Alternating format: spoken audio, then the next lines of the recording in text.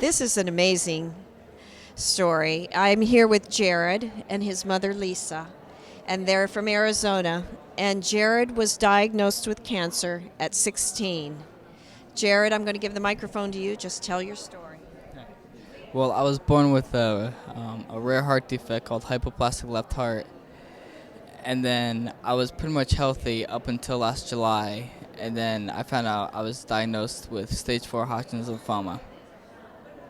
And so I did one round of chemo, but then the side effects were so severe that I stopped, and I did natural alternative routes. And what did you do with natural alternatives? I choose all raw organic vegetables and fruits. I eat all organic. I do the infrared sauna every day. I take multiple supplements and vitamins. And Exercise? Yeah, rebounding. oh, exercise. I jump on the rebounder. I walk probably about every day, every other day. You mentioned the infrared. Yeah. Yeah, the infrared is really a big part. How long do you do the infrared each day? About a half hour for 130 minutes. Yeah, about 130 degrees Degrees, not minutes. for a half hour. Jared, that must have been very, very frightening for you and your mother. Can you tell me a little bit about what it is like to be a 16-year-old looking at fourth stage cancer? I don't know if you were frightened at all. Yeah, I don't really remember a lot of it actually, because of all the drugs they had me on, like morphine and Dilaudid, oxycodone, and then on top of all the other chemo drugs, Yeah, he was not. my mind is actually pretty much blurred from July to that November of last year, and then that's when I start remembering things again. So. And when he said he was going to stop chemo, when he said he was going to stop chemo, is the doctors actually explained to him how he was going to die, which we were just shocked with. And they told him, Jared, do you know what it's like to be underwater and not come up for air? Have you ever held your breath in a pool and know what it's like to come up? And they said it won't be a painless death. So he had great strength to make this decision when he turned to us and said that he was done with chemo and he wanted to try something else. And at that point, I think, Jared, you had started to live. When you made that decision, Yeah. held your ground and found that love, that's when you started to live. Yeah. Strong, amazing man you are. Thank you. And your mother. And we have some other family members here. We have your father and your cousin, because it takes a village. We have a lot more than that, too.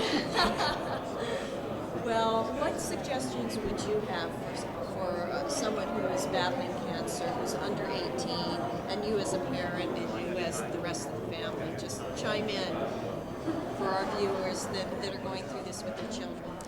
I can say that, unfortunately, and I don't know if you heard of any of Jared's speech, but under 18, there's not really a choice.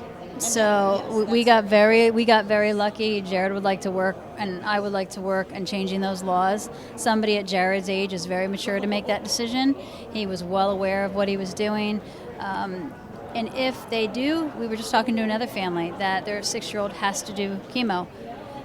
You can also do alternative treatments with that. They told us, no, don't do that. But that child is the only one that the hair is coming back. That child is the only one that is walking and has the energy, and the parents are asking, what are you doing? So if you were even forced to do conventional medicine, yes, absolutely. This conference, we just learned that curcumin is an amazing, you can take that with chemo. And if you have no choice, like Jared was lucky enough to have a choice, but if you don't have a choice, it works together and is more effective. So the chemo is more effective, but it repairs the good cells. So that was an amazing thing for us that we didn't even know. So we talk about that too to people that don't have a choice, because of course most kids don't. We were blessed and lucky enough to get out, and he had a choice. And it's not only the person dealing with cancer, it's the caregivers. Can you talk about how you I just want to say this has been a very learning experience for us. It's all about what you eat, the bottom line, all the chemicals and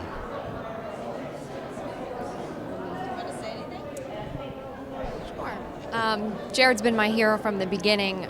He's been more like a brother to me than a cousin. My aunt's been like my mother the whole time, and it was hard for me because I live in Pennsylvania, so I'm all the way on the East Coast. I'm actually a nurse over there. So my aunt was saying she was scared to tell me that they were going to do alternative medicine, but I mean, I've seen it. I've seen what it does to people, and she's right. They tell you not to eat these things, fruits they tell you to stay away from, and it's rough, it's hard. Chemo, there's a whole bunch of different chemos, and they're spending all this time, combining different chemos and making it more powerful, but they're not spending any time focusing on what it's doing to the patients. And so this has been great. It's been great for me to come out and see it. And even being in conventional medicine, I really feel like if your patients are coming to you and saying, I don't want to do this anymore, I wish it would be that they led you in a different direction, because really they just try to tell you you're going to die. And that's not good either. I wish that they would really implement, well, if you don't want to do chemo and this is what you're sure of, you can go this route, and kind of push them in the right direction, which, unfortunately they won't do in healthcare. This is what I looked like when I first started chemo. And if you want to follow me, I'm on Facebook with called Kid Against Chemo. And these conventions are amazing because they're bringing like-minded people together. You're learning new things. You're meeting amazing people. The love that's here. Just to look at you, Jared, wow, you own it. And when you own it, nobody can tell you to die, right? Yeah, thank you.